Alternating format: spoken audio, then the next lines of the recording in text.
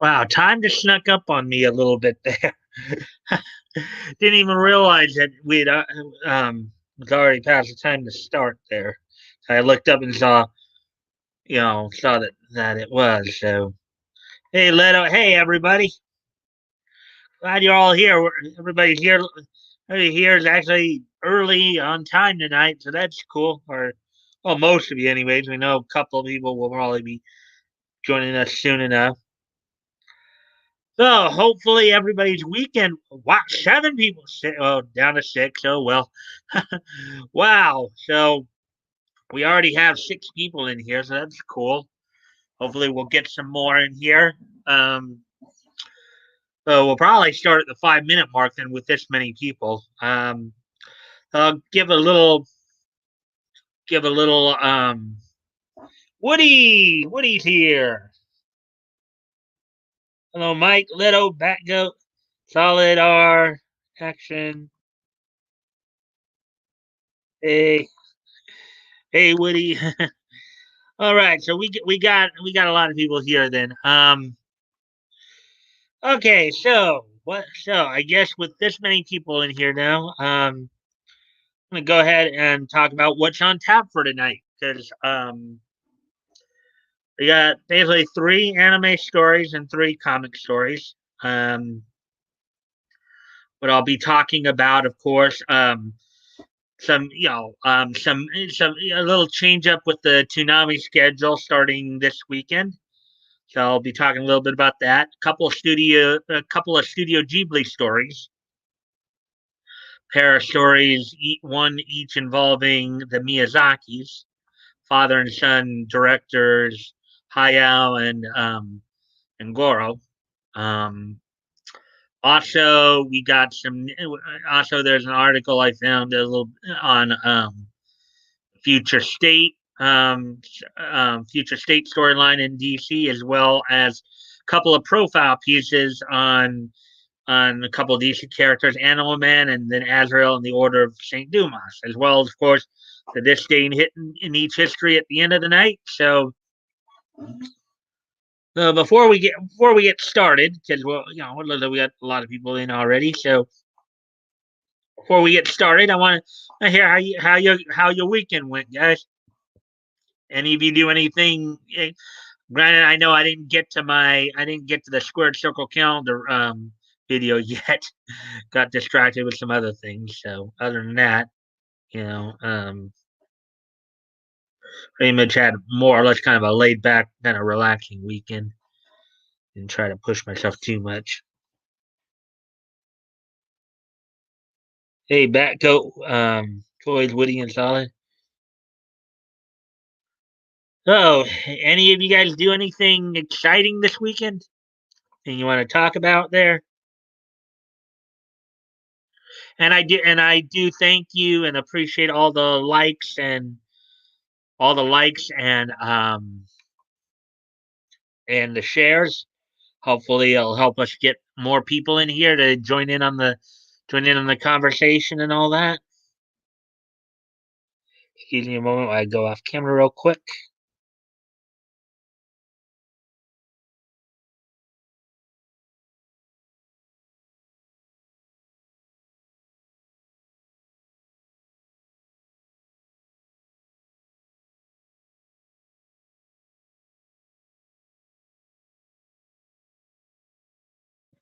And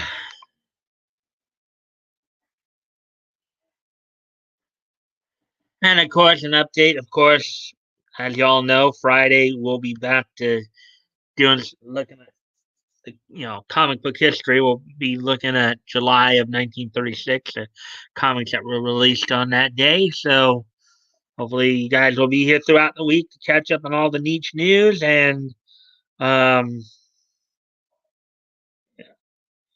and all that. So we're at the 5 minute mark with 6 people here. I think I'm going to go ahead and get started here. Start right out of the gate here. Let's see now.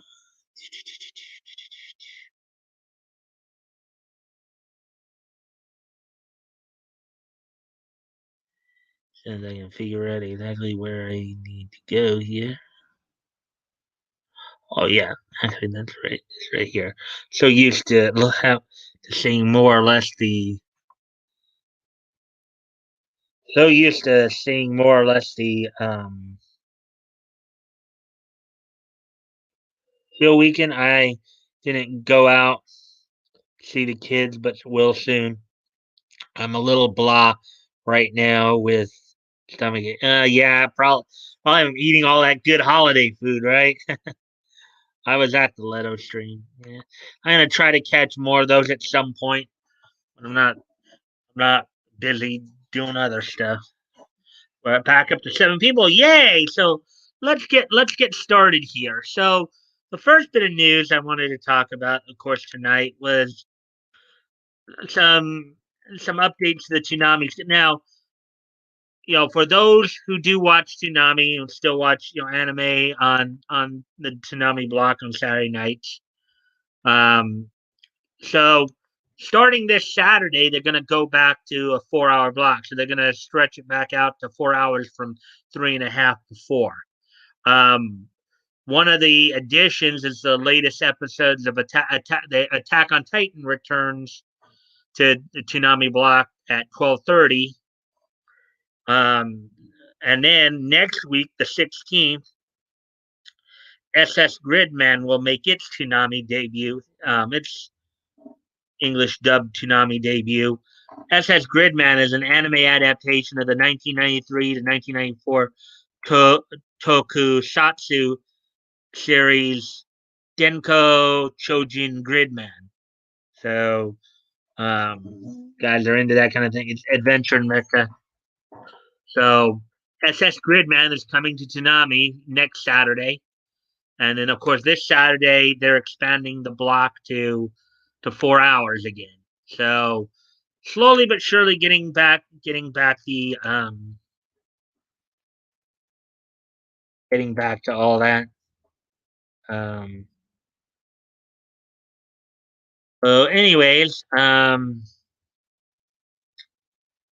so yeah, that's all that's going happening there. So this Saturday, the expansion to 4 hours, and then beyond that, um, Gridman is making its English dub debut next Saturday on the 16th. So let's see what you guys have said thus far. And I started. Yeah, all y'all, I think, showing up. Hey, Leto, back up. Hey, Redfield. Hey, chat. Hey, ATC. Man streams for 5 hours. He's a machine. Yep. Toys. Wow, 4 hour Tsunami. Nice. Yeah. If I still watch it a little bit. Haven't as much. Superhuman Samurai Cyber Squad. I don't know if that's actually Gridman's. I don't know if that is a translation for Gridman or not. Solid. Um, Check.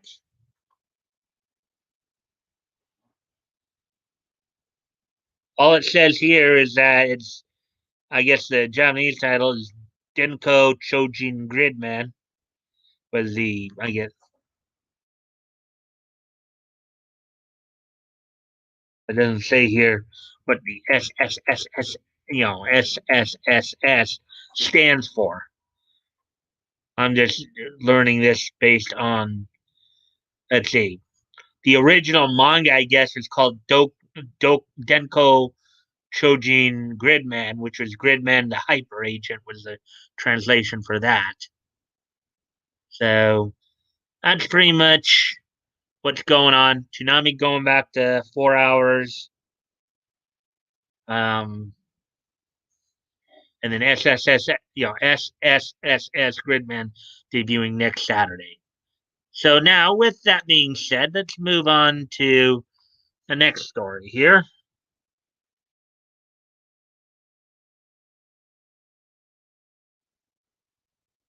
which will continue with the anime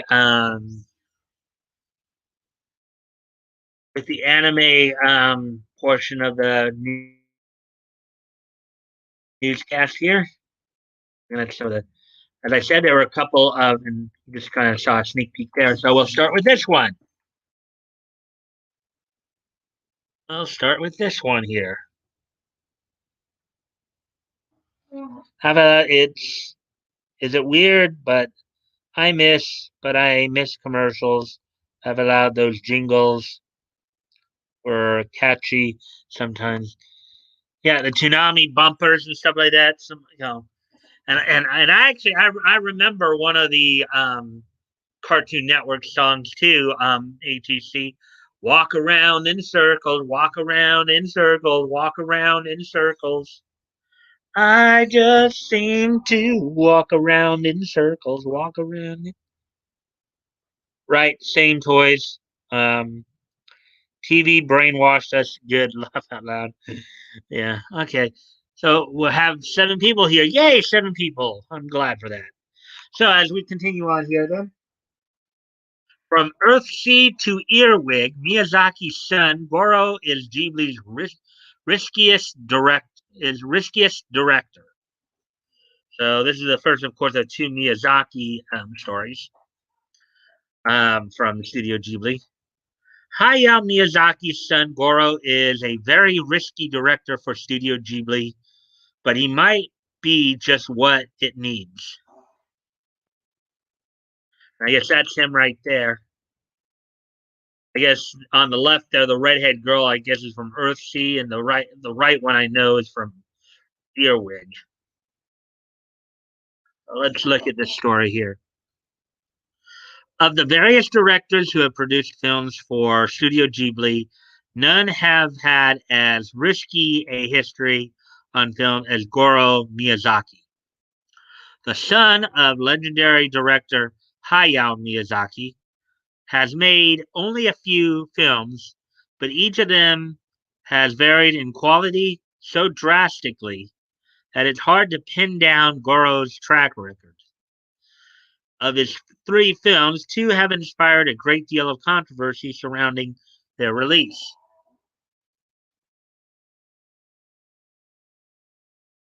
Tales from Earthsea is commonly regarded as Studio Ghibli's weakest film. His new film, Earwig and the Witch, has inspired controversy due to its 3D computer animation style, which clashes with the traditional animation Studio Ghibli is known for. Not many English language reviews have been published since the film's December 30th premiere in Japan, but the ones that have mostly been less than kind to the film. Yeah, Tales from Earthsea they both sound like interesting titles. So far, only his second film, From Up on Poppy Hill, received a fairly positive reception with minimal controversy.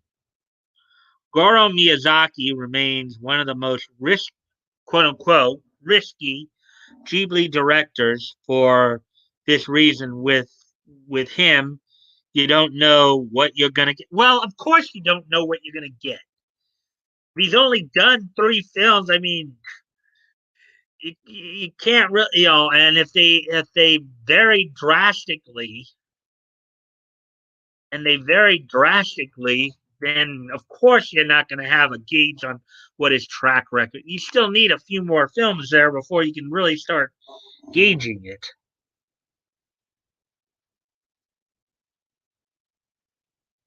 Yeah, so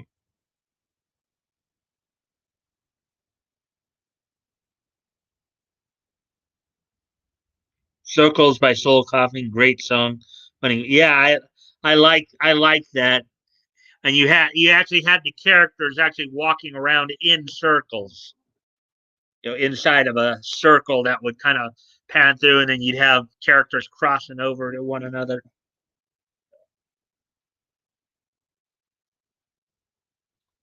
Yeah, I think his first film, even his father didn't like. Yeah, but what you have to understand too is that if this guy is just getting started, or where he hasn't had a whole lot of films, you can't really. I mean, it's going to probably take at least 5 films before you can really gauge anything out of him. Okay, this is what Earwig, his latest film, which has the computer animation in it. It's only his third film, but it should tell you something that if he's willing to take that risk, it shows you he's got maybe he's got an idea of where he wants to go with how he wants to direct, or maybe he's still finding his path there. But let's continue on with the story here. Earwig and the Witch is a break from GB tradition. Ghibli tradition. GB or oh yeah, Ghibli. Ghibli or Ghibli. I think it's Ghibli because I think letter I is usually pronounced E in Japanese. So, anyways, many fans are cautious regarding Earwig and the Witch due to the use of CG animation, computer graphics, in part because it differs from the more traditional Studio Ghibli animation style. While the CG models are designed to look like Ghibli character designs, Ghibli has over the years stuck to traditional animation styles with their films. hmm And I can see that. I can see how you're used to something for so long, and then you all of a sudden make a change like that. That may take some people some time to adjust. Several times in Ghibli's history, directors who clashed with the traditional process of studio were rejected. Um, this occurred with Howl's Moving Castle, when Mamoru Hosoda, originally hired to direct the project, quit after months of Studio Ghibli pressuring Hosoda to create the film the way Hayao Miyazaki would. Ah, yeah, we talked a little bit about that. I think we read a story about that the other day or last week. Um, this auteur um, approach to producing often prevents individual directors from incorporating their own viewpoints and style into a project. However, to say that Studio Ghibli is against CG animation is misleading. Hayao Miyazaki himself has dipped his toes in the CG animation field. The 2016 documentary Never Ending Man highlights Miyazaki's work creating a CG short film, which would later be released in 2018 as Ghibli Museum exclusive short film, Boro the Caterpillar. The film broke from the traditional style of prior Studio Ghibli films, showing the studio was willing to try new things. Okay. And of course, this was their main big man who was doing it. So that's probably why he was allowed to get away with the experiment, whereas a newer artist wouldn't wouldn't probably be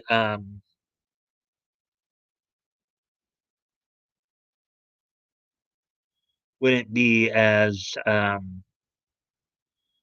let's just say that on a newer director or something. Gibby from iCarly.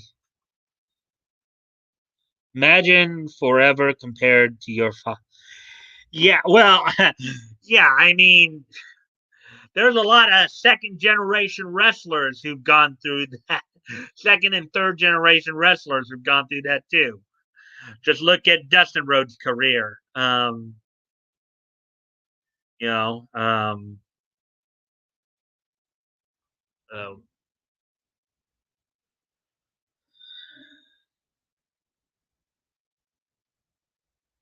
That's an anime storyline right there. Line. I want a Corona with a lime in it. Oh boy. Okay. So, anyways, back to the story here. Goro Miyazaki seems more enthusiastic about CG animation than his father. So the style for Earwig the Witch isn't surprising. And I would say that that shouldn't really surprise anybody that Goro might be more open to CG than his father. His father's quite a bit older. We just in fact I think we just talked about the other day that he's that Hayao is doing his last movie as I think we found out he was what like in his 80s already. I think he was 80 or 90 or something like that. Did we just find out the other day about that? That Hayao Miyazaki's doing his last film. He's like in his 80s.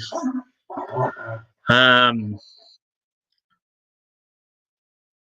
Goro had already used CG animation to award-winning success on the series of Ranja, the Robber's daughter, um, which he directed. Most critics who actually saw Earwig seem a lot less bothered by the animation style than the lack of narrative structure. I think in English, there, in other words, I think they liked the animation, they liked the art style. They just didn't care for how the story was told. That's my guess, in that statement right there. That'd be my guess. In other words, with Earwig and the Witch, they liked the animation, they just didn't like how the story was told. Let's see if anybody has any thoughts on what I just said there. Like you guys do have some things. Okay. Oh, I use some bubbly water with lime. Laugh out loud. Laugh out loud. Actually, don't want a beer. I haven't eaten anything today. I wouldn't mind some whiskey right now. Laugh out loud, toys. The man likes his whiskey. Yeah. Well, anyways, as we continue on with the story here, see. This was a problem with Tales from Earthsea as well, an unfocused and awkwardly paced adaptation of Ursula K. Le Guin's novels.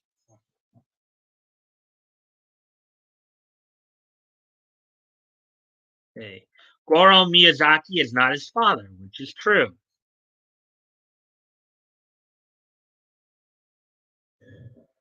One vital thing fans need to understand about Goro Miyazaki is that he is not his father.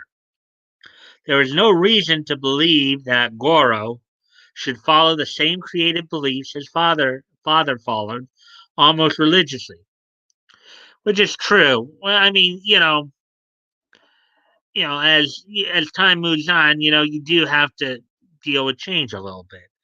While Ghibli has forced other directors to align more with Miyazaki's creative style, the truth is that Studio Ghibli has changed since the days of Howl's Moving Castle. Of course, Goro Miyazaki has a strained relationship with his father. Hayao Miyazaki expressed disappointment with his debut film, Tales from Earthsea, even being angry that Goro even tried to make the film, despite the fact Goro was pressured into working on it by Studio Ghibli head Toshio Suzuki. From Up on Poppy Hill, Goro's most successful work to date, was co written with his father. However, none of this made Goro more like his father. If anything, it only solidified his differences from his father. In an interview, the release of Ranja, the robber's daughter, Goro was asked if he saw himself as his father's successor, to which he stated, "I can't be a post Hayao Miyazaki Sikh. There's no way I can't." And nobody, you know. Now, of course, as a pro wrestling fan, I've seen this issue come up quite a bit as well. I mean, here you see it in the anime industry with Hayao Miyazaki, probably considered a god amongst anime directors, right? So when his son starts getting compared to him, it's an unfair comparison. Goro is not Hayao. Goro Miyazaki is not Hayao Miyazaki. He is his own man who has his own creative ideas and should be allowed to give them a chance to flourish. You know, not just be expected to be a carbon copy of his dad. I mean, I can give a number of examples in the world of pro wrestling in particular, where sometimes guys have had to go in different directions. Dustin Rhodes comes to mind because Dustin, of course, the son of Dusty Rhodes. You know, Dustin throughout his career was a great athlete as a wrestler. He is a very good in ring worker, but maybe just didn't have the same level of personality as dad did, or it just didn't come through until, of course, he was given the Goldust gimmick in the WWE.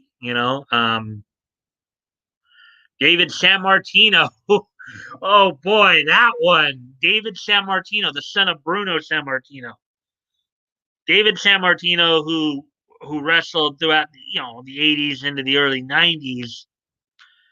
The only reason he was even being given a shot in the WWF at the time was because Vince was trying to keep Bruno happy, by giving his son a spot, trying to promote his son.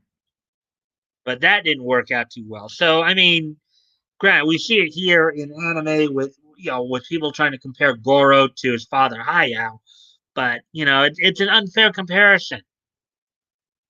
The fact is, Goro is going to be his own man with his own thoughts, with his own identity, his own creative direction. He needs to be allowed to do that.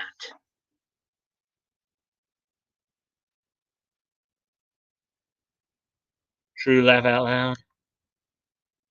I like rum more, though. Back up. I like rum too. It's been a while though. I knew I was right. Laugh out loud. Oh, right about what, Leto? Oh, are you talking about the SSS Gridman thing? That title? Look at Henry J. and Edsel. Oh, the Fords. Edsel never had a chance to break out of Pop's shadow. Okay, you're talking about the Ford company. He was a notorious prick, though. The factory workers hated him. Well, if I remember correctly, wasn't the Edsel car a grand failure? I remember. I mean, in automobile lore, I think the Edsel is the epitome of failure, if I understand correctly. Hope you guys know I'm talking about Ford. Well, I picked up on it right away. Hey, yeah, I see that 8 viewers. Looks like we got some people coming in. Thank you, people. And of course, as always, guys, I always like the likes and shares. If you can help out with that as well, help get the algorithm up, that'd be very appreciated. I hope that for some of you who are newer here, um, you can of course I hope you guys are enjoying the content here as we're talking about a lot of this stuff. Um, it's a Japanese. Okay, so Leto says here it's a Japanese thing, I imagine. Like even the Dragon Ball Z creator They feel the need to pass on their knowledge to the next generation. He also slowly gives knowledge to the Toyotaro guy.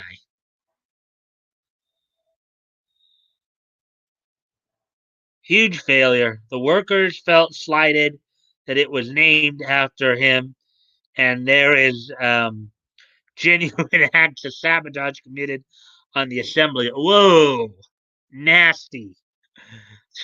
Proven acts of sabotage, I meant. Crazy, huh? Yeah. Yeah, sometimes wanting somebody to fail so much that you would actively, well, I don't know if it's too crazy because I mean, some people might say it happens in politics right now, but not that we're going to go down that rabbit hole. But, anyways, let's get back to the article as we continue our. Studio Ghibli is no longer the same studio. And here's of course a nice pick from this right here is from Earwig and the Witch. That does look kind of cool though. Goro Miyazaki is set to release the first Studio Ghibli film since when Marnie was there. However, the Studio Ghibli of 2020 is unlike that of the past. The two founding members of the company are no longer running things. Hayao Miyazaki has effectively retired, only planning to direct more film. Isao Takahata passed away in 2016. If the studio is to survive in any form beyond a licensing company, it needs new blood, which is true. Sometimes you need new blood to kind of stir the pot a bit, to kind of come up with and make. Now maybe Goro is part of that next generation that will move Studio Ghibli forward. I guess we'll just have to wait and see. After all, as I said, this is only his third film, so well, I guess we'll just wait and see. So yes, Goro Miyazaki is a risk for Ghibli, but at this point, anything they do would be risky. It just so happens that Goro is both a risky successor and selecting to do his own thing. It remains to be seen if this risk will pay off, both for Goro's body of work and the future of the company. And as with anything in that scenario, only time will tell what may come of it. Only time will tell what may come of it. So let's see now.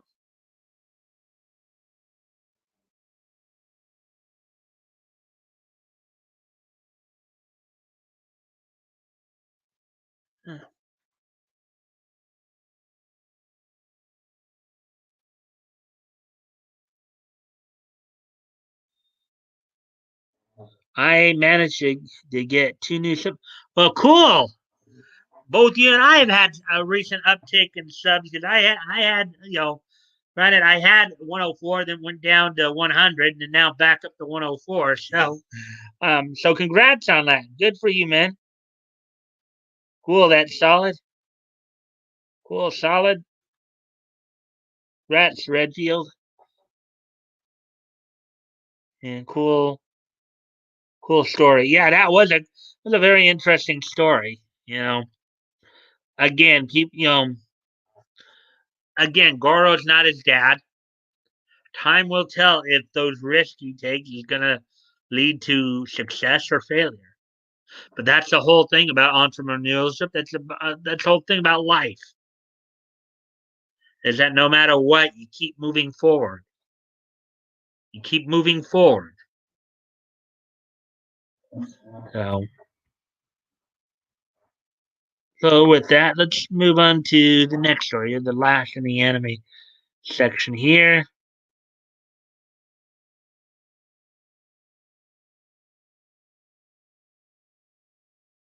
Okay, so this is the only other story in the anime section I was covering. Hayao Miyazaki illustrates 2021 crushing COVID-19. Oh, this should be a bit more of a humorous. Excuse me a moment. I got to go off camera for a quick sec. Right.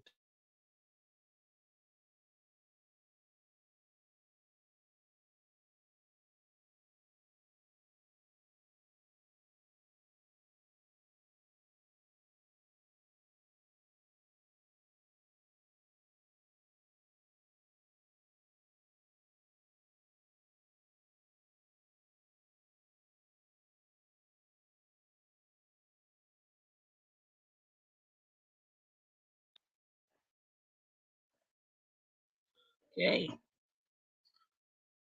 And speaking of Hayao Miyazaki illustrates 2021 crushing COVID-19.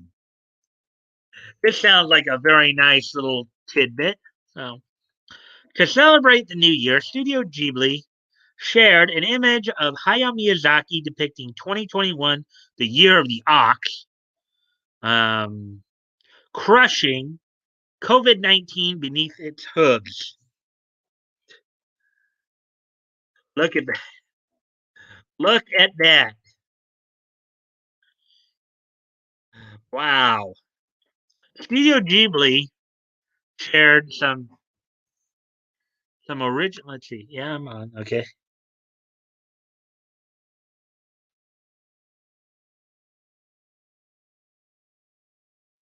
I will break.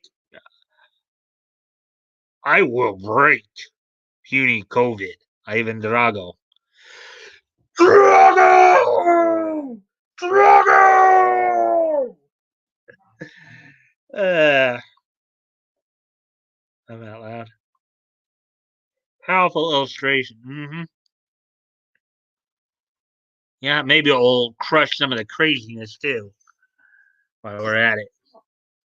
Studio Ghibli shared some original art from Hayao Miyazaki, which depicts an optimistic interpretation of 2021's arrival, imagining the new year drawn as an ox crushing a manifestation of the coronavirus COVID-19 under its hooves.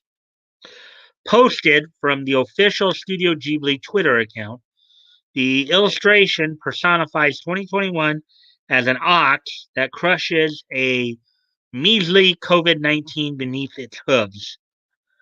The imagery is metaphorical, incorporating the Chinese zodiac to bring the year to life. Regarding the personification of the year, the ox seems strong, healthy, and even happy.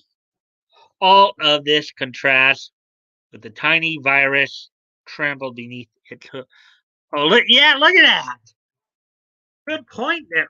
Look at that smile on that ox. Look at that smile on that ox. You know, that does look kind of cool.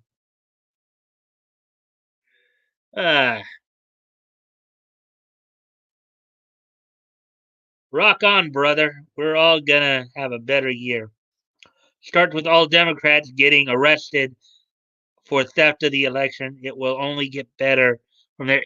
Yeah, it is if they do get arrested. If we can somehow, oops, no politics. Yeah, let's try not to talk too much about politics. You know, Mike, no chili with that war cry. Low, Lou. Um, that war cry Drago. That's actually from Rocky Four. That's actually from the movie that Backgoat was quoting there or paraphrasing. Ivan Drago was one of the main antagonists in Rocky Four, in which which Rocky faced the big Russian in Russia, and the thing I did there was kind of a recreation of the scene where you see him going up the mountain. You know, he's training in Russia in very harsh conditions, and then he's like climbing up this very snowy, icy mountain, and he goes, Drago! Drago! Anyways, enough with the spoilers there. Um, can we have a moment of silence for the citizens of New York City. They lost a lot of rights and freedoms, from what I hear. Yeah, no kidding. With De Blasio and Cuomo in charge, and Newsom here in California is trying to pull the same crap. Anyways, let's get through some. Das vid Das vidanya COVID. Yeah, they don't seem to care and keep voting in these comments. Let them crack. Yeah, I mean, that was kind of the argument we were getting into with anonymity the other night, wasn't it? It's true that a lot of people sometimes will they just they don't really stop and think about how they vote. It's like they see all the garbage going on around them, but it does. But somehow there's a disconnect there that realize, hey, you keep voting in the same people, or just piling up more garbage for you. You got to do something different there if you really want to fix the problem. Rocky 4, baby. I break you. Best Rocky movie in my opinion. Yeah, I agree. I was a big Rocky fan, and that was my favorite too. I love the soundtrack. Trained in Siberia by running around in the snow with a log on his back. It was cool. Oh, he did a number of things. If you think about it, his training regiment went and you saw the contrast there if you ever saw the movie. Rocky's training was very primal, whereas Drago was very like high tech for the time. But anyways, enough with the spoilers. NYC is lost. It is not America anymore. I've read it off. Without a doubt, Rocky 4 is the best. Yeah. So, anyways, let's get back to the article here. Um, let's see. And this is a tweet from Studio Ghibli right here about it. Referencing the Chinese zodiac, 2021 is the year of the ox. However, the depiction of COVID-19 is more ambiguous. Unlike the cow, the purple creature lacks any identifying numbers, though it is wearing a mask, unlike the ox, who is maskless. Translated part of the tweet reads, Happy New Year. It's true. And maybe many of us have to be like the ox there.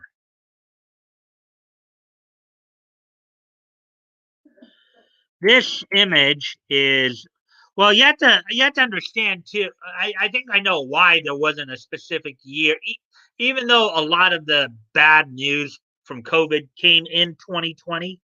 If you think about it, COVID dates all the way back to late 19. COVID was already going on in China back like a little over a year ago. It was like back in December, I think November, December of 2019, when COVID was first being first came about in China in Wuhan. Um, this image is one of the first tweets posted to Studio Ghibli's Twitter account. Studio Ghibli, a famously old-fashioned company, only recently joined Twitter in December 2020. Wow! So as long as they've been around, they just came to Twitter like a month ago. Despite the studio's long history, um, according to its first tweet, the account's purpose is to share information regarding new works and small events happening around the studio. Studio Ghibli films that were also written and directed by Miyazaki include Kiki's Delivery Service, Castle in the Sky, My Neighbor Totoro, Spirited Away, Howl's Moving Castle, Princess Mononoke, Momoke, Ponyo, and The Wind Rises. And I'm sure we've seen at least some of those. And that's the end of that article right there. That was a fun article. When you guys say that was a fun article to go through,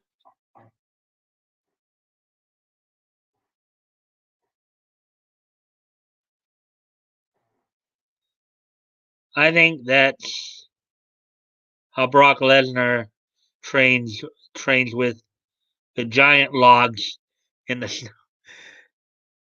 Yeah, Brock might seem like the type of guy to do that. Laugh out loud. I don't have a Twitter account either. Neither do I.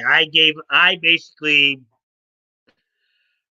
I think I haven't had a Twitter account for over a year. I think I gave that up I think in December of 19 myself. So also I got my COVID check finally.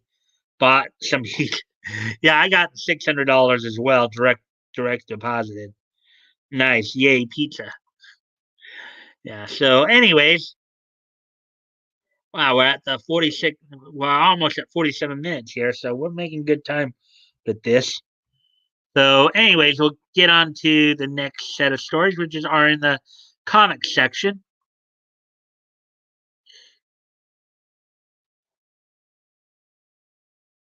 Got three very interesting stories here. Couple of profile pieces, and then an interview with John Ridley, I believe. That'll be one of the stories. Another one.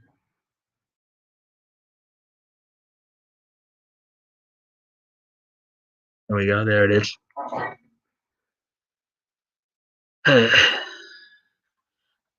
Before I get started here, I'll be right back.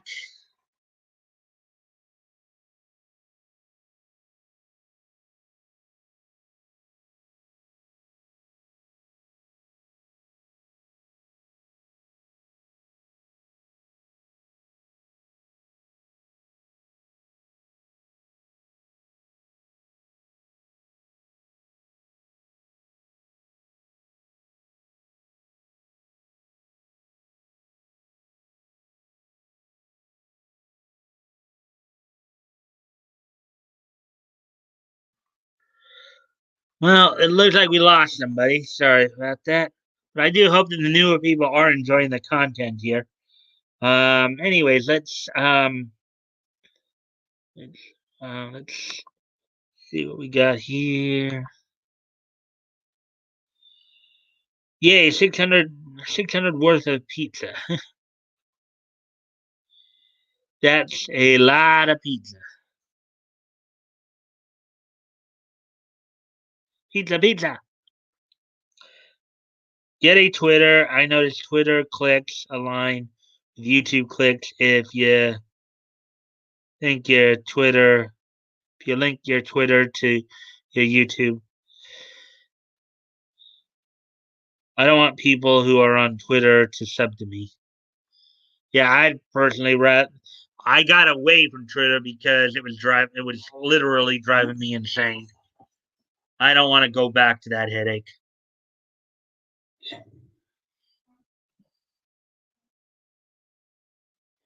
Anyways, so here's the next story we're going to talk about. Animal Man, DC's most meta superhero, explained. Animal Man, with a little brief introduction here. Animal Man was a hero created by DC, I think, back in the late 60s, early 70s. He was somebody who said was connected to the Red, which was some kind of deity that had control over like all the beasts of the world, basically, all the animals of the world. The Green is the entity that has control over all the plants, a la Swamp Thing.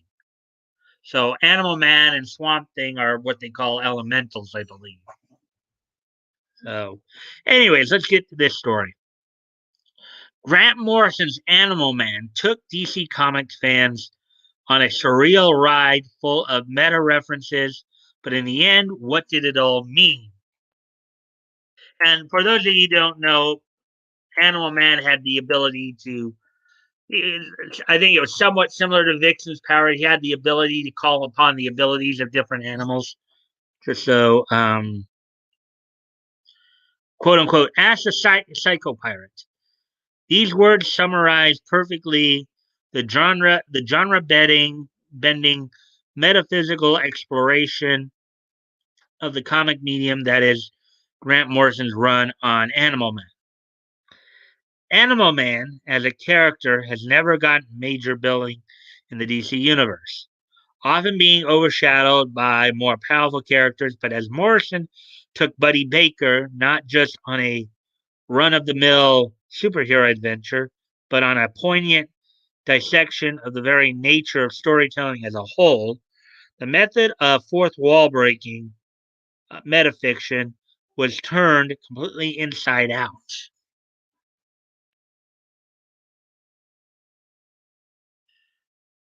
I read a little bit about Animal Man, but I've never read the. I don't know if any of you have actually read those stories before.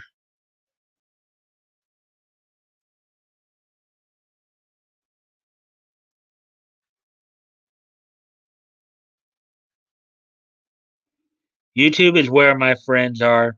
Facebook is for my mom. Instagram is for my kids.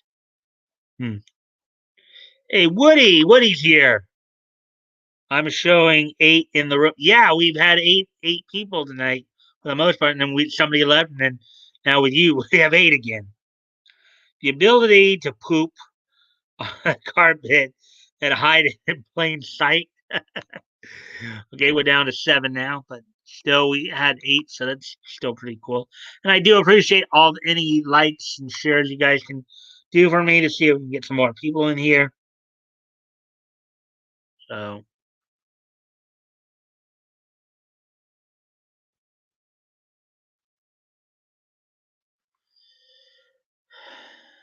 yeah, so Buddy Baker was a regular human until an alien spaceship appeared one day. After being infused with a radioactive power from the spaceship, Buddy found himself possessing the powers of any animal he could imagine. The strength of a gorilla. So he didn't even need a talisman like Vixen did. He could think of whatever animal came to mind, and he would gain their abilities. Strength of a gorilla, the speed of a cheetah, the flight of an eagle. Nothing was off limits to the newly minted hero.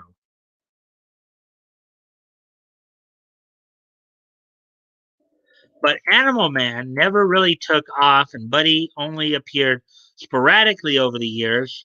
In 1985, however, DC launched one of the biggest and most influential comic events in history with Crisis on Infinite Earths. The basically the story arc that sought to merge all the multiverse back into one universe, to one continuity. The 12 issue story chronicled the convergence of all the different realities and universes in DC publishing history. That, of course, included Earth 1, the home of the Silver Age era of Justice League in DC. Earth 2, the home of the Golden Age era of with the Justice Society. Um, Earth 3, kind of the mirror image of Earth 1, where that was home to the Crime Syndicate of America. Earth S, the home of the Fawcett comic heroes, Shazam. Um, Earth X, a variation on the Earth Quality, etc., etc., etc. In DC's, okay. Characters were born, characters died, and their universes were never the same after the event. This universe melding event very important for Animal Man. Buddy Baker is a family man. He has a wife, a son, and a daughter. His job as a stuntman isn't going as well as it could be, and his career as a superhero is less than stellar. With the likes of Justice League existing in the world, most people either don't know who Animal Man is, or worse, just don't care. Buddy has his share of fighting superpowered has his share of fighting superpowered villains, as superheroes tend to do. See if you guys are saying anything about this article. Someone should check and see if their stream is live. Sometimes the stream lags out and I end up a couple minutes behind.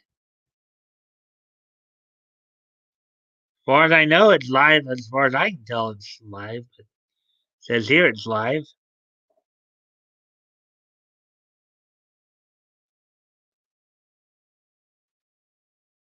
I'm trying to push your channel on my stream, Mike, hoping it helps.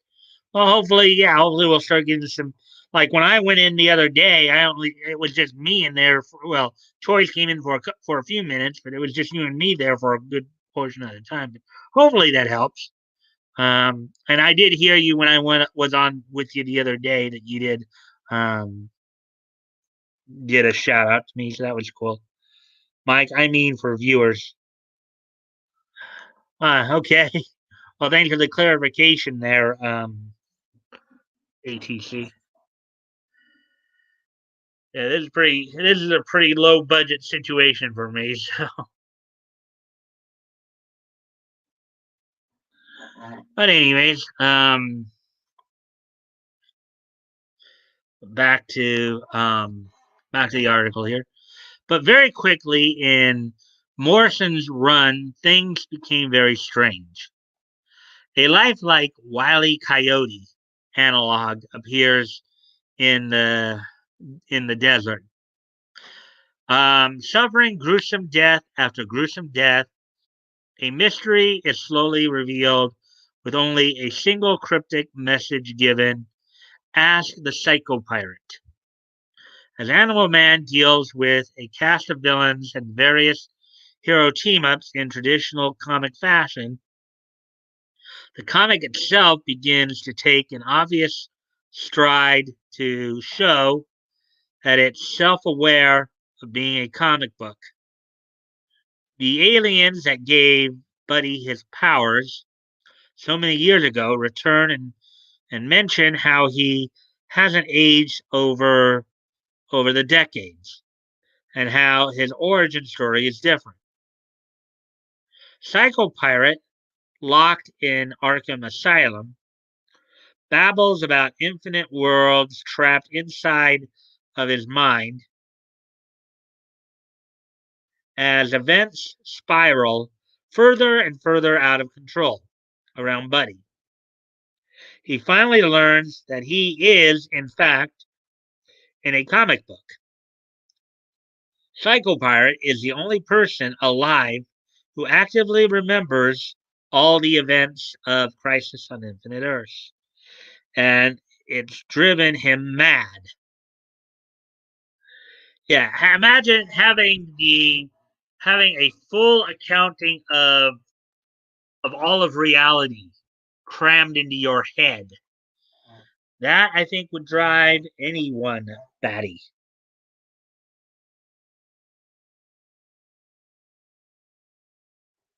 That would drive anyone batty. I would imagine.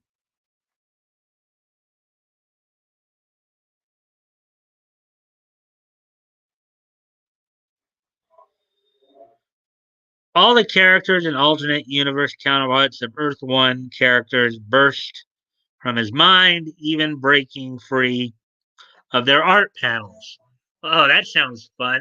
I think we saw that with some old Disney cartoons before.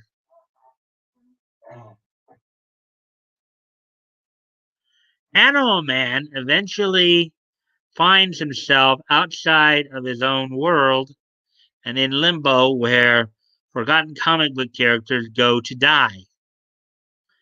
After traversing the wasteland, he finds himself in another world altogether, face to face with Grant Morrison himself. Buddy is aghast at learning that his entire life was not only written, but ruined by a writer for nothing more than simple shock value. Oh boy.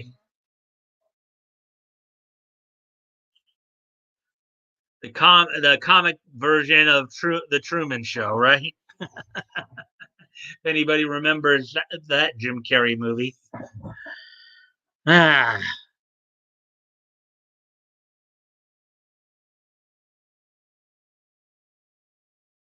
Morrison explains the ins and outs of the comic book industry and what kind of writing sells books. It's a heartless and callous business, he explained. Running good people's lives, or ruining good people's lives for other people's enjoyment. The series ends with Buddy being returned to his world, the family that he thought he lost coming back to him. Oh, this must be the panel of him coming into contact with Grant Morrison. Why? Why did you do this? You killed my family. You ruined everything. Do you know what you've done to me? Of course, I know. I write your grief and your rage and your acceptance. I added drama. All stories need drama, and it's easy to get a cheap emotional shock by killing popular characters. But that's not fair. Doing doing some random impersonations there. Grant Morrison's Animal Man is a surreal and scathing deconstruction of the comic book industry. By injecting his strong personal values, veganism, and animal rights into the narrative, Morrison subject. So again, we have, but again, I don't think Morrison did it as over the top as some of them are trying to do today. We know who we're talking about, right? By injecting his strong personal views on veganism and animal rights into the narrative, Morrison subjects the readers to graphic and harrowing depictions of animal abuse and cruelty, both in the names of science and entertainment. He addresses the abject cruelty comic book characters are subjected to by writers and editors for the sake of book sales and how fickle the fates of these characters truly are. Despite the gravity of the questions Morrison poses to its readers, though his run ends on a positive note, we are the ones that can help animals. We are the ones that can make the world a better place. And we are the ones that can write positivity into life, not just for ourselves, for others as well.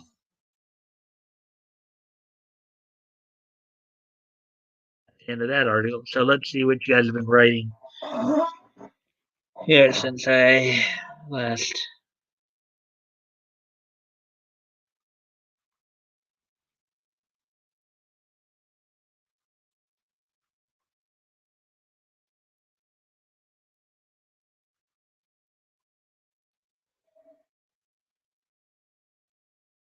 Remind me, did y'all see that Keaton will replace Ben Affleck as Batman?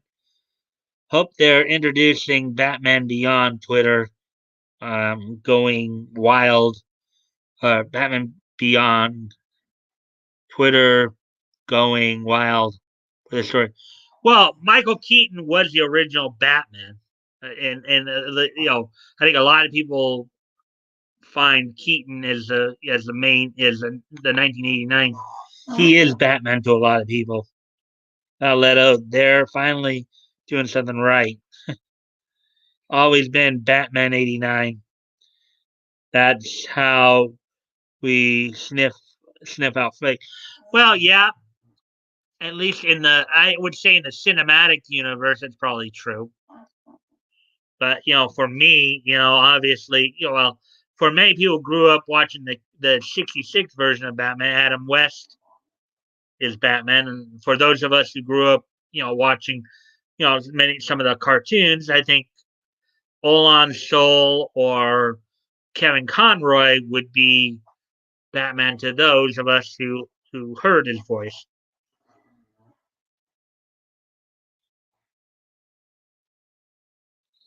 I hope they do it to introduce a younger Batman with the story. They can keep the same Wonder Woman since she doesn't age as and probably come up with a story that the Flash time travel with his speed and something so they don't have to recast too much for a new Justice League. Hey, just got home, going to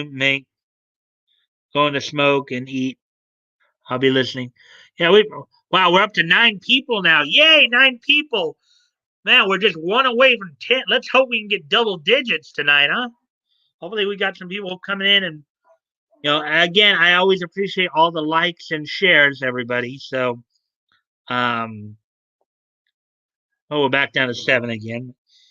In an interview, Keaton was asked what he thought about all the recast of Batman. He replied, "I'm Batman. I'm Batman." Anon, hey Anon, that's awesome, toys. Evening, gentlemen. Evening. Take a poll for me. I'm out.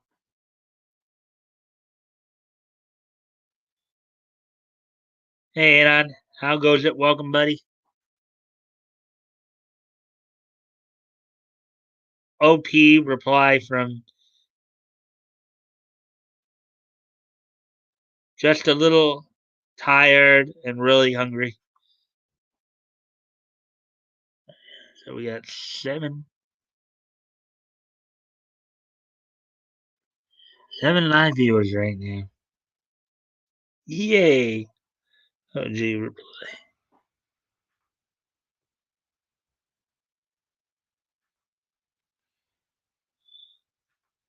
OG reply. All right, so be right back.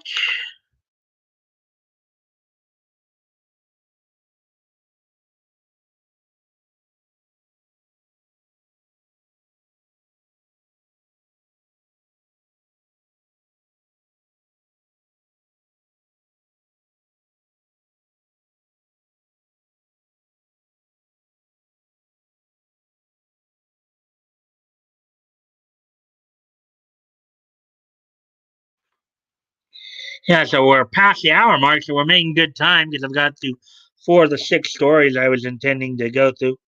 And again, guys, as always, I do appreciate any likes and shares you guys can help me out with there. That'd be very appreciated. If you haven't already shared the stream, that will help greatly in terms of getting more people on.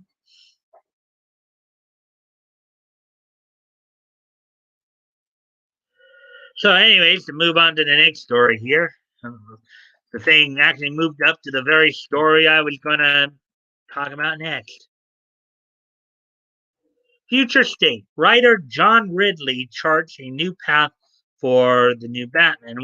For the next Batman, and we've been covering some of this quite a bit. Done a couple, I've read it through a few stories with you guys on on here, so this should be interesting to see how this all. That give me one more second here.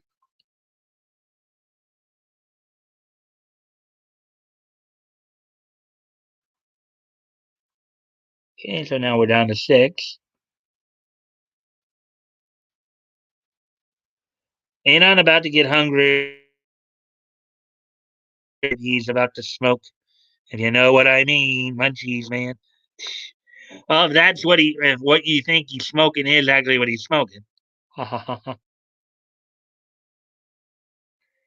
Mountain Dew and Cheerios, baby. Yeah.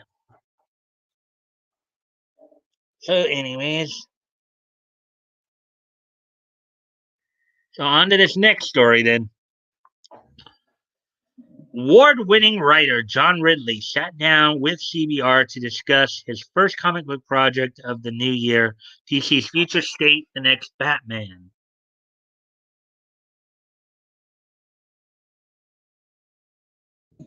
With the highly anticipated Future State: The Next Batman set to debut this week, award-winning screenwriter John Ridley, 12 Years a Slave, American Crime, is helming DC's first event of 2021. This series will take a peek into the not so distant future of the DC universe, particularly Gotham City. After the conclusion of 2020's Dark Knight's death metal, Ridley's 4-issue series will include elements never seen before in a Batman title, which will revolve around the first mainstream DC Universe Black Batman, Tim Fox, and a Gotham that has outlawed the activities of all masked heroes and villains. Taking the J. Jonah Jameson approach, huh? CBR had the opportunity to participate in a roundtable discussion with Ridley prior to the debut of the 4-issue miniseries with Nick Darrington, where Ridley teased the direction he intends to take the series. The pressures of writing such a beloved character and the mark he hopes to leave on the overall legacy of the Dark Knight.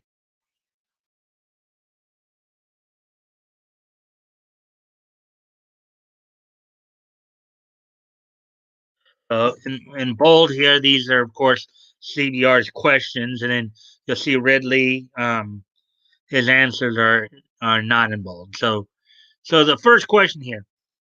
When creating the story, was Tim Fox your first choice to be the next Batman? Or were there other candidates you had in mind? Ridley.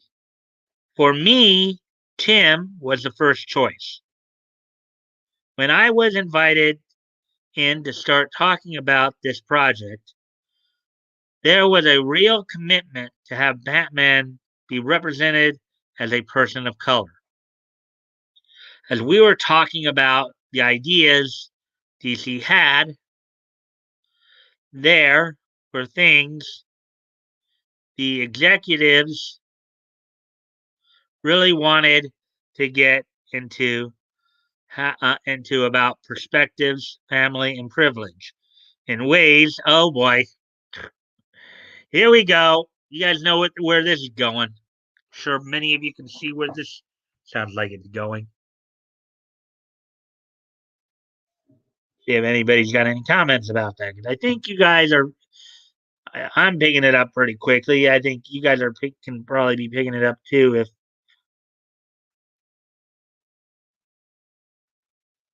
beef stew and water. I had spaghetti and with meat sauce and mushrooms. Uh, Gross! I ate enough new. I ate enough stew against my will for a lifetime when I was in the Navy. I love all of that action toys. Hey, that sucks, Batgoat. There are some really good ones out there. Well, I like Denny Moore myself. I like Denny Moore, so I'll pass. Meat so tender if you look at it all sexy, like it fall apart. Oh god. Stew is sexy, huh? Okay. Green chili stew is a good stew. Yeah, that's liable to make people sick. I just can't imagine the Navy having good stew. Navy. It doesn't. The Marines is worse. Marty's. Ugh. Insert Travis Scott Batman costume. Meme. Laugh out loud. I take it back. Chili Mac is a great MRE. Even Army Bubbas know that. Uh, I watch this dude that does MREs. Some are okay looking, and others are pretty rank looking. Sometimes he eats the ones from like the 50s and stuff. They'll have the old school cigarettes and stuff, or old school lifesavers, or candies, other neat stuff. That that's Steve Anon. Yeah, ha ha ha. Steve 1989. Out loud. Let's get this onto the train. Nice.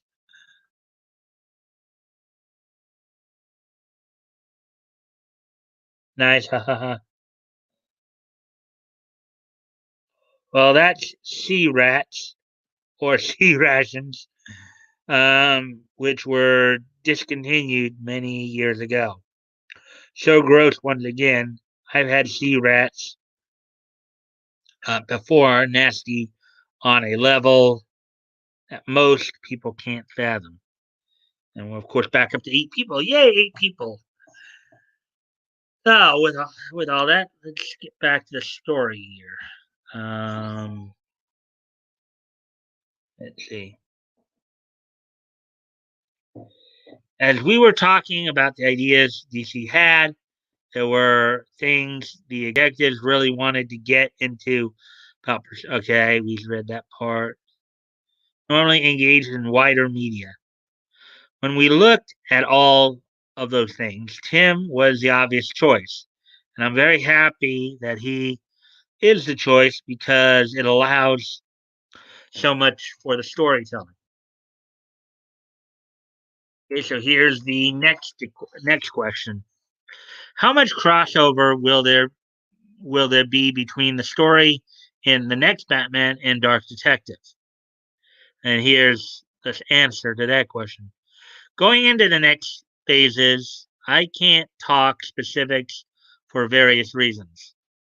But I can say that there is a long term plan of what's going to happen. We wanted the story to feel unified. We don't want it to feel like there's a lot of different people operating in different spaces.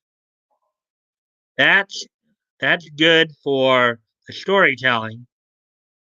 That's good for the fans, and it's good for a cohesive universe. Which was kind of the initial problem with the multiverse. You had all these different stories, and therefore continuity issues rise up from it.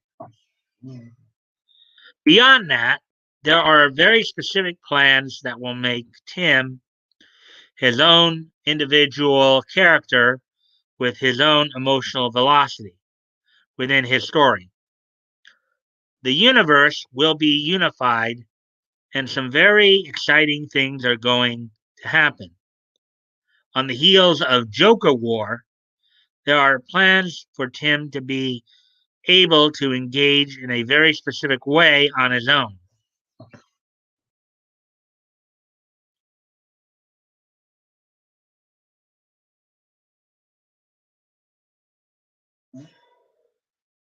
Question: how would you like the next Batman's adventures to continue post Future State?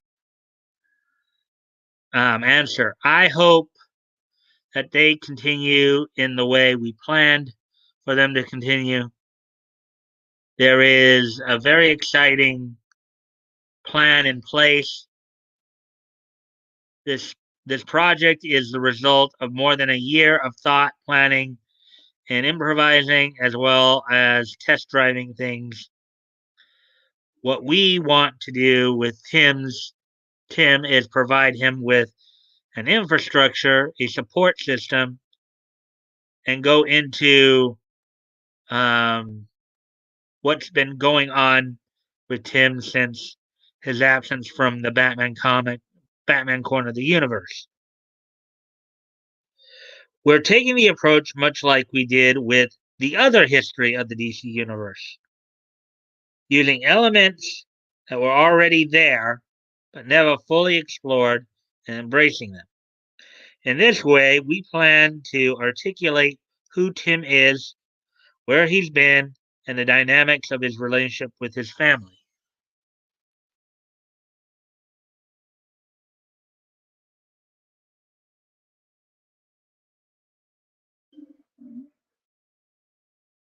I'll be right back.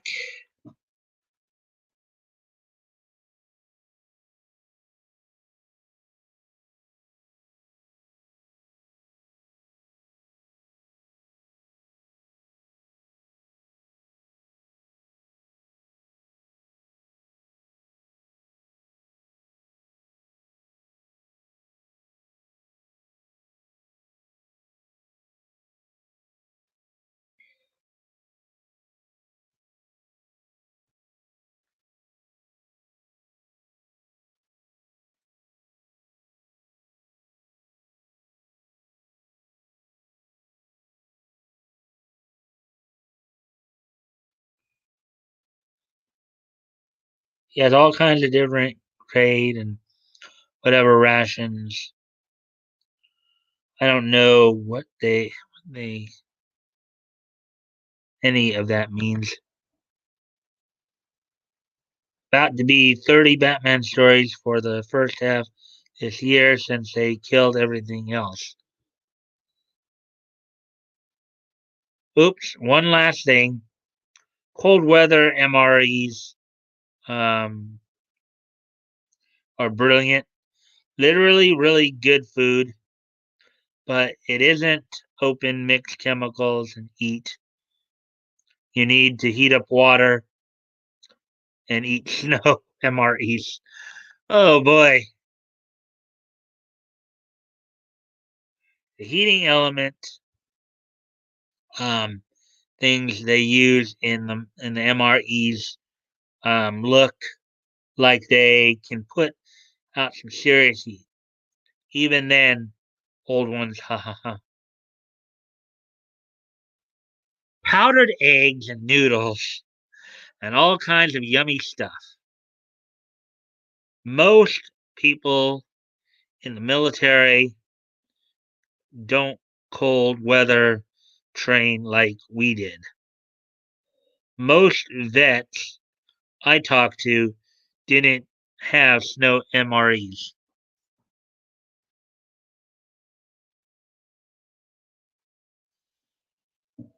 Those chem packs make really good bombs.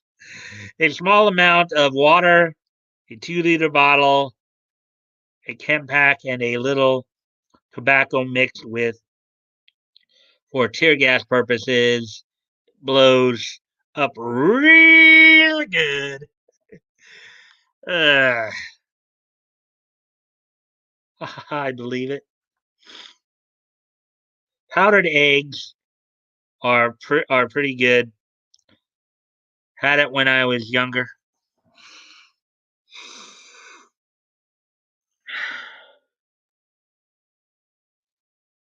How about anyone ever mix choco powder in their coffer? It's not bad. Especially when you've been freezing your nuggets off in the field all weekend. Quick and coffee, that's an interesting mix. I'll be right back.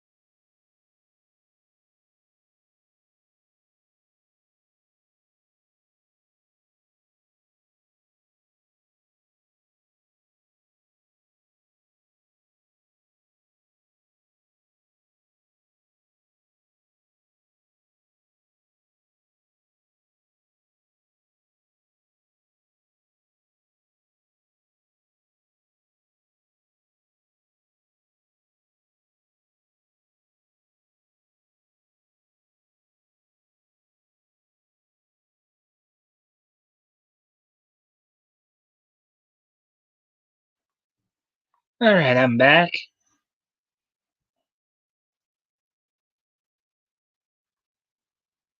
Yeah, that's basically mocha. Strawberry Quick was a favorite when I was a kid. Mmm. Yes, to Micha chocolate. Um, yeah, yeah.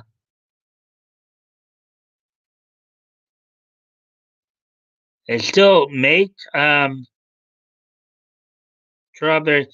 Yeah, actually, I think they still do anonymity because I go, you can go like I go to, you can go to a 7-Eleven and they have not only the Nesquik chocolate milk, but they have the Nesquik strawberry milk, and they even have a double chocolate milk now. You know, I love strawberry quick also. Uh-huh. Where's MRE for me? Vegetarian burrito. It was horrid. We called it we called it the styrofoam brick. Oh god. Ew. Geechee, Geechee, Alil, yeah.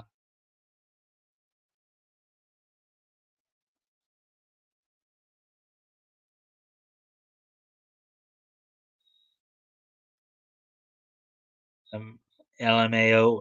And I think they make syrup they call strawberry quick.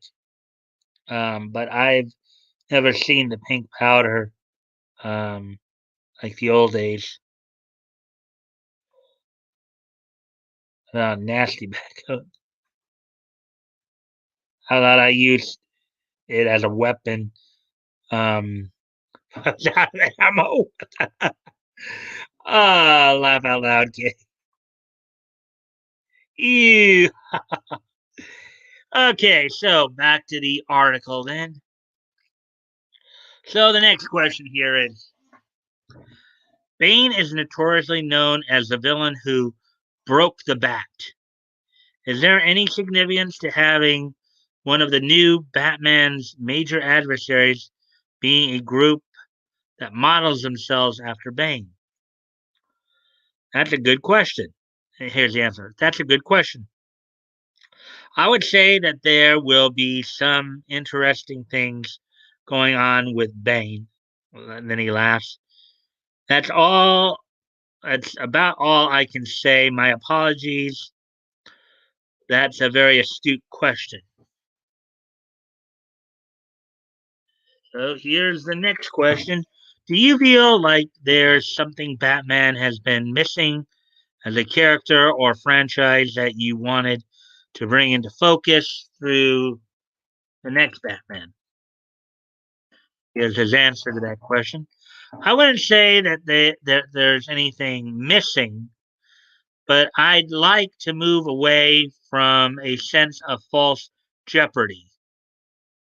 I want to add in elements in which the jeopardy becomes real for these characters. It's also important to me that things feel connected in some way to a world that is recognizable. If anything, the year that we've gone through is as difficult as it's been for people, is a reminder that life is not guaranteed and that you should really appreciate the people in your sphere. It's not like Batman has never lost. His whole narrative is built on the loss of his parents, which is a real connection to things that were happening during the Great Depression when wealthy people were being murdered. Superman, as fantastic as his story is, still the classic immigrant story and is a reality for families who just want to fit in and be thought of as part of the American fabric. Wonder Woman's story is of a woman coming from the outside during the war to show men how to be better. Yeah, not to mention if you go back to the Golden Age, how there was a lot of bondage fetishism in the Wonder Woman stories, thanks to William Moulton Marston's. I digress, though.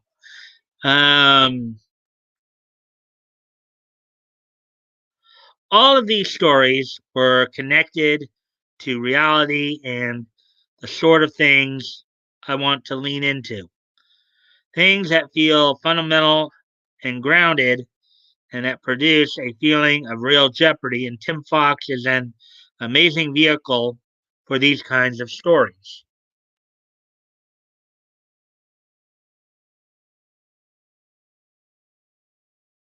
Question. There are a few stories from other creators involving members of the Bat family, such as Batgirl and the Outsiders. Was there any opportunity to tie into these stories within Batman future state titles? Not for me in regards, and here's his answer. Not for me in regards to the stories that are going on to a part of the future state the next Batman. Going forward, however, you will see a high degree of integration within the Bat universe. Here's the next question. The city of Gotham is considered a character itself, one of the most important characters in the Batman mythos. Can you talk a little bit about your version of Gotham, what struggles the city is going through in your title? Without being overly specific, yes, Gotham is a character in such a unique city. His answer. It represents any major urban area and all the challenges that goes with it, including people on both sides of the law. None of that is going away. And I want to lean into the human vastness of Gotham City. There are difficulties in policing the city. Going into this series, the effects of Joker War hasn't gone away. There are going to be changes within the hierarchical structure of Gotham City Police and its governing body that have long-lasting effects. Tim Fox, who has been away while all of this is going on, is arriving back in Gotham with a hyper-focused agenda to a prominent family in a city that remains a huge character and will continue to be so in the next Batman.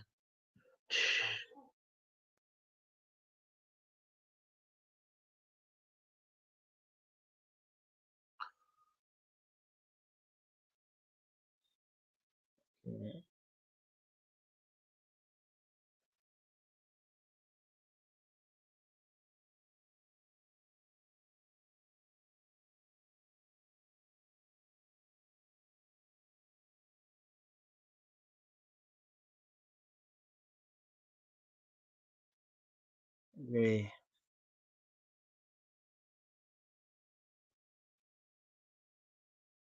boy.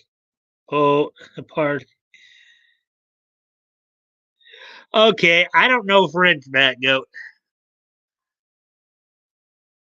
Or not that much of it, anyways.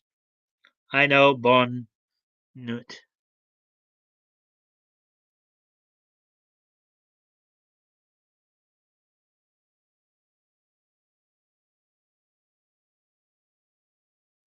Man, you guys are talking so much. I'm not even going to even try to keep. I'll come back to the conversation. I'm not going to try to keep up with all that. It looks like you guys really went through some stuff here. Well, let's see.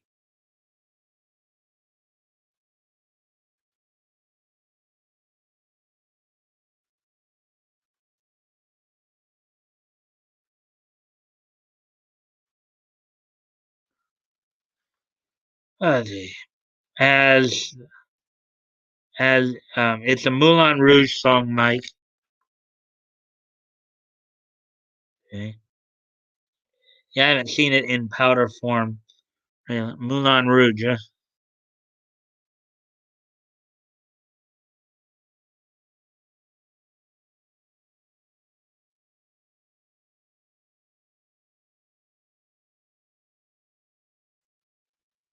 Anyways, we over here low key making Mike sing Lady Marmalade. Yeah, nicely done. I just wish I knew French. Me too. Aloud. Ha ha ha. Wow, we're already past an hour, so this is gonna have to be the last story of the night.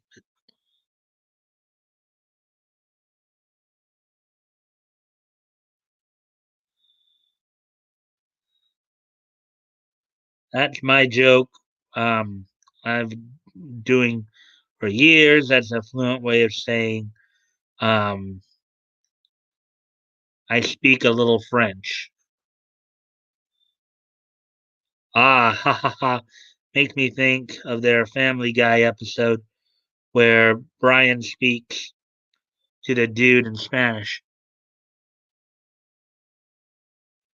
That goat until a little bit. Ouch. Hot dang. I worked in Paris when I was a teenager. Immersion works.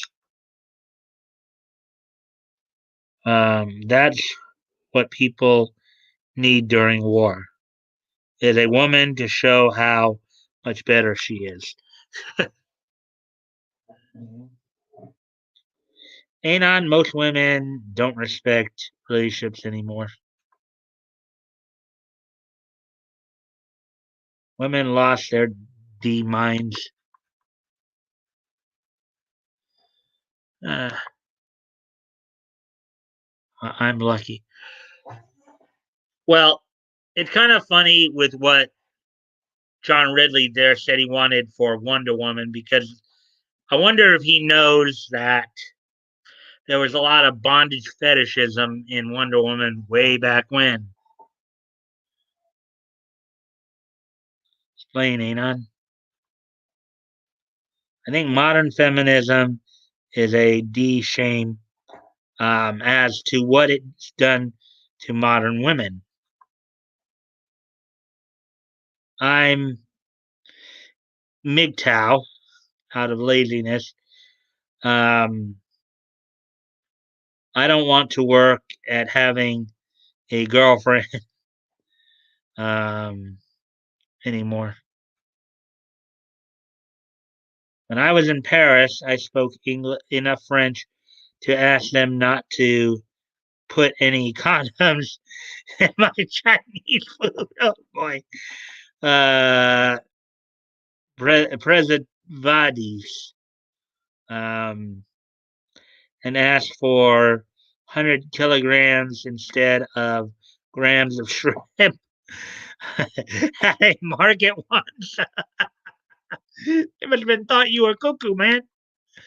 Cuckoo for Cocoa Puffs. Cuckoo for Cocoa Puffs. Oh, man, it's a lot of stuff. Nice, Woody. Laugh out loud. Leto enchanted. Okay. The woman I talk to, I'm up front with, and they know what's up. Respect each other's boundaries and or whatever. I don't have any crazies after me. No worries, Mike. Guys are having a very good conversation. Love my LMAO. Sorry, Mike. Hey, you guys are having a good conversation. Press on, Mike. We're being goofballs. I'm finally catching up with all this. We're like hour 41 into this. We talk too much. This is great. Laugh out.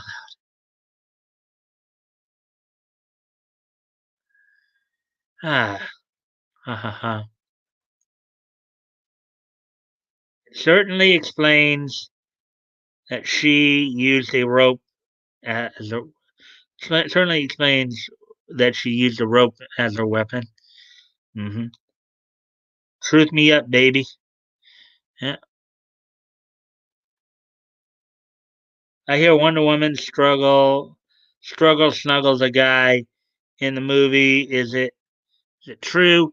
Well, in the original, okay, throughout Wonder, from early days, her love interest was Steve Trevor, who she met when she came to America, and then was able to. She basically took the name of a nurse named Diana Prince, and essentially became Steve Trevor's secretary. And over time, Steve Trevor became her love interest. Well, her old dude came back in someone else's body, and they banged out.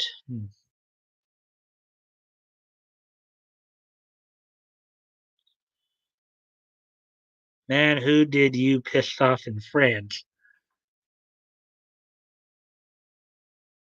Talk nice to the dames, you know? Uh-huh. So Wonder Woman and a ghost gang banged a guy. Not that loud. Not like the dude had his body completely taken over by the old dude, and he died, I think. All right, so I'm gonna try to finish up this. Let's see, like so the guy got cucked out of his own body. SMH. That without true Leto. Yeah, and apparently people saying he was gay. All right, so I'm going to try to finish up the story here. So the next question here is, I'm curious about the timing of the release. How did this become a part of Future State as opposed to a standalone comic book or maxi series? Answer: who's to say it isn't part of many of those things? Laughs. He laughs.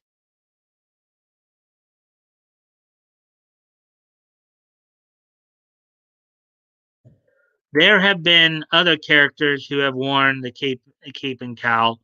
What are the challenges for creating a new version of Batman? That's the question. His answer is here. That's a very good question. It wasn't so much the challenge, but the opportunity with Tim Fox. There are folks out there who have wanted the mantle, um, and were even trained by Batman.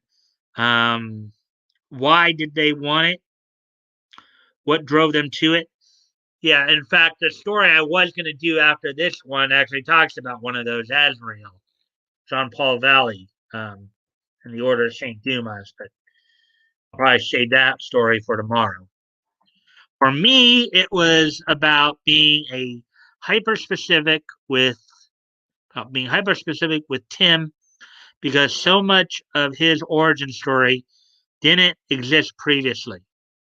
To have the kind of void and make his journey so specific within his family, that has so many secrets and has been around Bruce and Batman so intimately, is going to lead to a very specific version of Tim Fox and Batman. There are many characters out there who could have been Batman, but I didn't want to have to force change or modify anything, and using Tim allowed for a very particular narrative in the creation of the incarnation of Batman and his incarnation of Batman. So here's the next question. What are some of the differences in the way that Tim Fox and Bruce Wayne approach the role of Batman? Answer. For me, the biggest difference is family. Everything about Bruce is driven by the loss of his parents, and he has never been good at connecting with other people. He is driven by an innate desire to war against crime, but underneath it all, he's doing it because deep down he really just wants his parents back. It has made him a very lonely and a compelling character in literature. Tim is also driven by family, but in a different way. He's going to have to reconcile his issues with his family in real time. He has to deal with everything that goes on in a family, such as pride, love, and respect. What excites me is the opportunity to highlight these differences and show that these motivators make him unique. All of the motivators in the story, not only that with Tim, but with the other characters, are centered around family and is a demonstration of how everything we do is wrapped around the idea of family.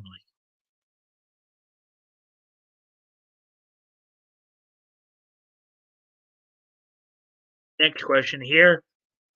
In the history of the DC universe, you tackled a different subject and made it accessible and understandable for all readers. What are some of the themes we can expect to see in the next Batman? Answer. One of the big themes I want to tackle is identity. Figuring out who you are is important at my age. A lot of the messaging is going to be for the younger demographic. So much of the hero culture is the difference between who the heroes are in and out of the mask. The idea of living in dualities excites me because so many of us live in different worlds. We live in the world we know, we live within the prevailing culture. It's just baked in. A family of color becoming a very rich and prominent family is compelling and interesting. Family is a big thing, but identity is the other big pillar in the story of Tim Fox.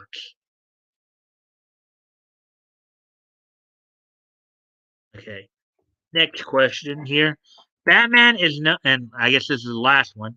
Batman is known for his sidekicks. Can we expect to see Tim working with some allies? Yes, most definitely. One of them has been teased already in some amazing artwork coming out in Batman Black and White. One of the exciting things has been able to ask editorial about using different characters, picking characters to interact with him and building his orbit has been really fun. So yes, Tim is going to have a support structure, partner, and mentors, and I'm excited and looking forward to all of it. Future State, the next Batman, is on sale January 5th, 2021, from DC Comics. So tomorrow, basically. Tomorrow. when that title goes out. So you got through that one. We're at an hour and 50 minutes, guys. So I'm gonna save the last story I was gonna do for tonight. I'm gonna push that back to tomorrow.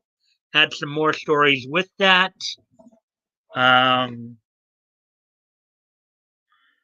so we're gonna start to wrap up here. Let me see what you guys have been saying in the meantime, because I just went through and blasted through the rest of that story. Yeah, Leto, keep going. We'll shut up eventually. Um,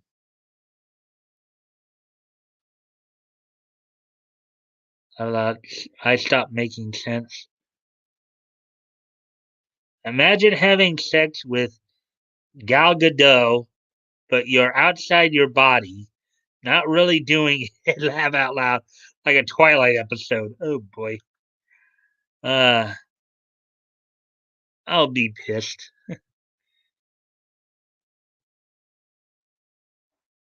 Twilight Zone or Twilight the Bad Movie series?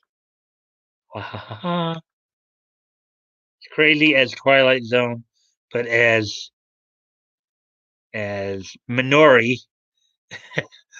Okay, no, I gotta find a better because that sounds like the girl's name, Minori. Um, but as Poopy as Twilight. Okay, that's perfect. Hello. Ha ha ha. Both.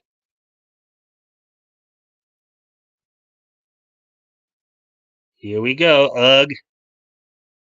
Imagine this. Wonder Woman gives birth and tells Steve Roger to jump to another body and leaves the baby with with unpossessed guy. Oh boy.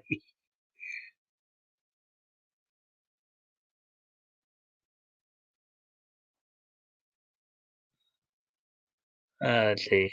Identity is hard. Ha ha ha.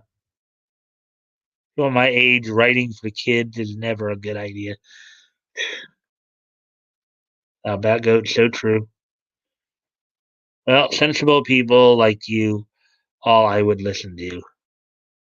Well, yeah, it does sound like this guy's got a little bit of SJW in him. Whoa, time flies. Yes, it does. Yes, it does, Leto. It does fly. 5 more hours, my yeah, right. Cool, that Mike. A lot of good stories tonight. Yeah, and this last one about Azrael, I'm gonna push back to tomorrow night because that's when I really wanted to get to too. But we just ran the gamut. And the funny thing is, here's the funny thing: we actually started pretty early tonight. We got pretty much to it almost right away, just past the 5 minute mark. Now the interview that those interviews take a while to read through because they're a little bit more depth. But most CBR articles go pretty quickly, as you guys saw. That 5 hour chant. Oh, Mike did not get got. He rich, I think. I meant he didn't say um a bad word almost. There are a couple of times I got caught, but for the most part, yeah, I don't. Ha ha ha. I think Mike reads a little bit ahead as he's speaking the chats.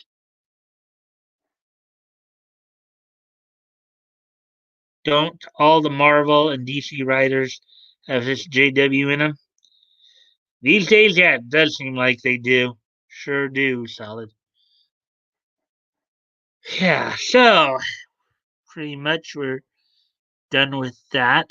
As I said, I'm going to push back the last story that I had for tonight. Tomorrow night, that'll probably be the lead story. You know, cut to. So yeah, we're at an hour and 55 minute mark.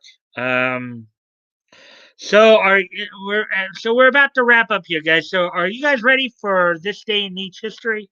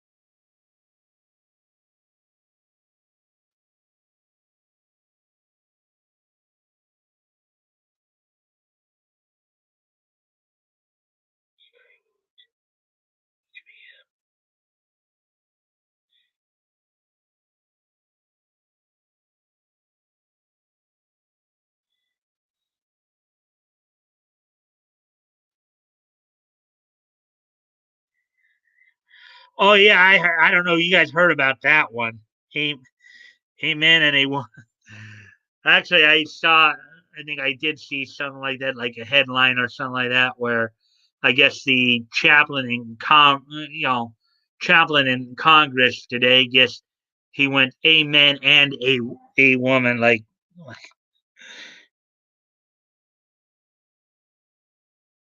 she she can have her truth, but us guys have his story. Uh, no, don't even tell me it's what I'm thinking. Anyways, so okay. With that being said, then, boy, you guys are lively tonight. Gotta be kidding me. For real? No, it's true. I want to punch his blaspheming face. Yep. Well, I know. You know, it's kind of funny, Batgoat, that you said that too. I know that there is a sect within Christianity. I think it was what, a year or so ago, that was actually pushing for them to try to reprint the Bible to kind of either negate or balance out the patriarchal and masculine references.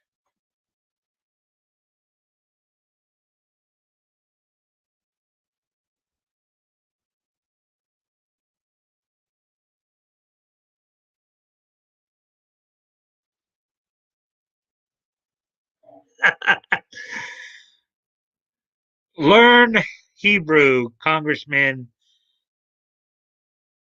Peckerhead. That's insulting God. I hate these people. Yeah, well, remember, a lot of these people don't believe in God, unfortunately.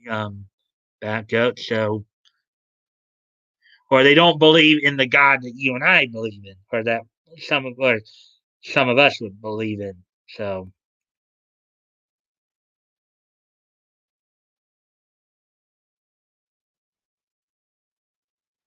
as Mike doesn't start saying, let's get into today's in Nietzsche or story.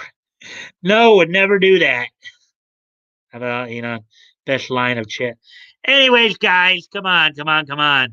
And I know you guys are enjoying yourselves with the conversation, but let me get a breather in here. Anyway, so today is Monday, January 4th, 2021. So let's take a look back at this day in Nietzsche history.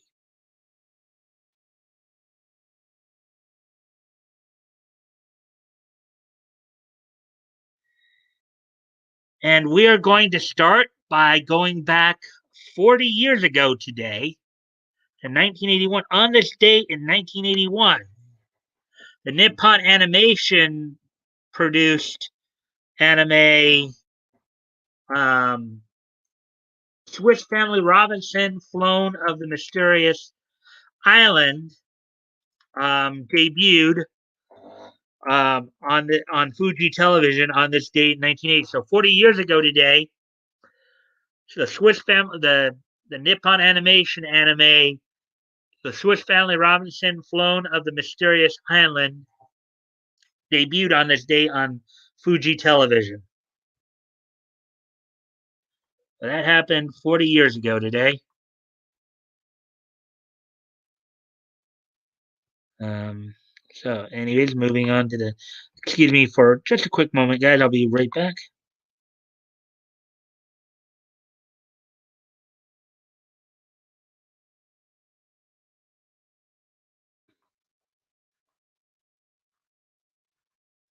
Sorry, that's all right. Good to see you guys lively. I just at times wish, I know sometimes we do get into it gets lively about the topics, but tonight it seemed like you guys are going a little off the beaten path there. Cool. Rename Hebrew. Hebrew. Oh, okay. Anyways,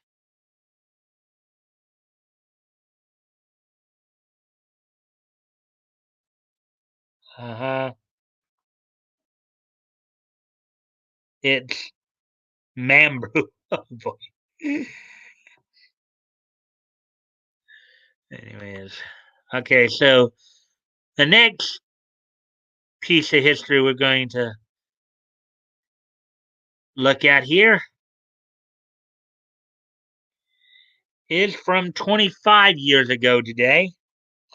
And once again, we go into the world of Archie comics.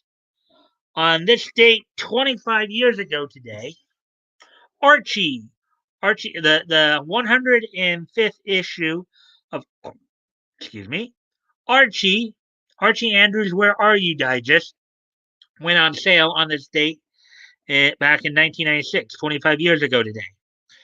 The cover price was $1.75 and it had 96 pages.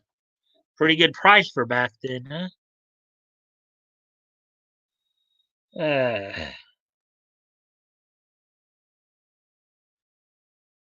No chill today. You guys are the worst. Laugh out loud at Leto. And you get the level of viewership as Ricada, Yellow Flash, and RGE. You'll have to give up on read. Yeah, I realize that. I do realize that, Solid. Um, you make a good point there. I didn't know how big Archie really was. Well, Archie's pretty enough to make a WB series about it. Well, there were a number of cartoons. I mean, you go back to the 70s, there were a number of cartoons, that Archie Comics was involved in, including like Sabrina the Animated Witch, um, series, the Groovy Ghoulies, Archie's TV's Fun House. So there are a number of series there. Yeah, it's gonna happen one day, Solid. We'll turn around and go, what are these people doing here? Anyways, yeah.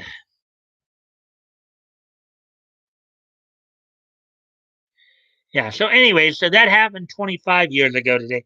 We've been doing a lot of Archie. I've been finding a lot of Archie stuff too the last few days here, huh? That's been quite a.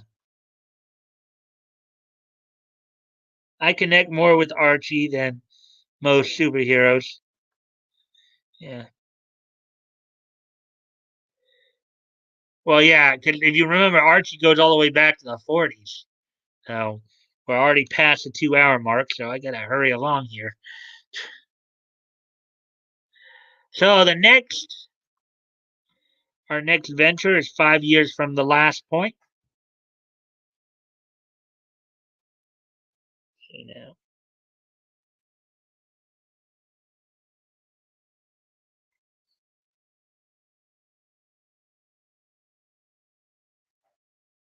RGE has nearly 800 people in his stream right now. Yeah, he probably does. One day, one day. Anyway, so back to this. On this date, 10 years ago today, and back in 2011, the WWE would have its NXT event or its NXT program from the Tucson Arena, or the Tucson Convention Center in Tucson, Arizona. So on this date, 10 years ago today, WWE would have its its NXT event at the Tucson Convention Center. On that event, of course, in the I guess in the main event, saw Brodus Clay, who now is a co-host on Five with Greg Gutfeld. Well, no, not. I'm sorry, not the Five. The Greg Gutfeld show. Brodus Clay, as Tyrus, is now a co-host on Greg Gutfeld's show. Well, he defeated Johnny Curtis in the main event of this NXT show. Byron Saxton defeated Jacob Novak, and then Dolph Ziggler won a six-man WWE Pro Over the Top Rope Challenge. So that happened all on this date on NXT 5 years ago today. Or not 5 years, I'm sorry, 10 years ago today. Okay.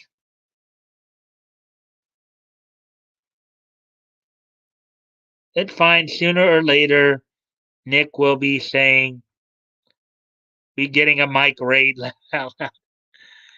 Yeah, so anyways, so the last bit of niche history before we close out the night here. A bit more of a, well, I wouldn't say sad as in the guy lived a fairly long life, but on this date 5 years ago in 2016, American animated and animator and animation director Robert Edward Bob Balzer passed away on this date. He was 88 years old. Balzer, together with co-director Jack Stokes, was best known as the animation directors for the 1968 film Yellow Submarine, which was inspired by the music of the Beatles. He also directed the animated Den sequence of the 1981 film. So on this date, 5 years ago today, Bob Balzer passed away at the age of 88. American animator and animation director. So with that being said, guys, see what you, let's see how we,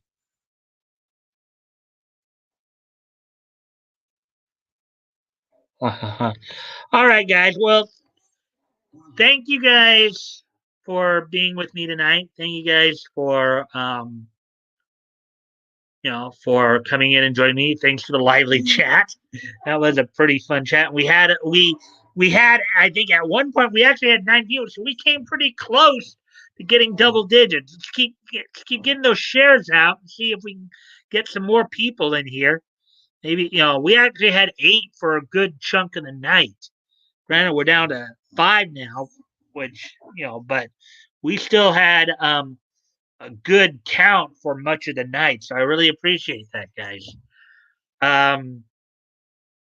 As I said, that story I was going to end with tonight probably be part of tomorrow night. I'll probably lead in with that story.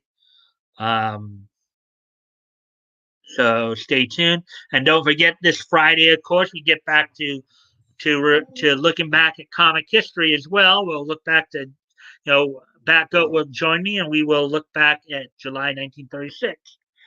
So let's see. Let's finish up. See what you guys have been saying here. Very cool. Great stream. Very cool stream. Have a good one, everyone. Catch y'all on Nick's if you're there. Hey, Anonymity, maybe you should do a mic raid now.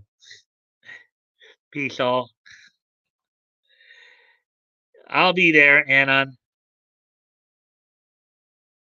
I'm passing on Nick. Switch time.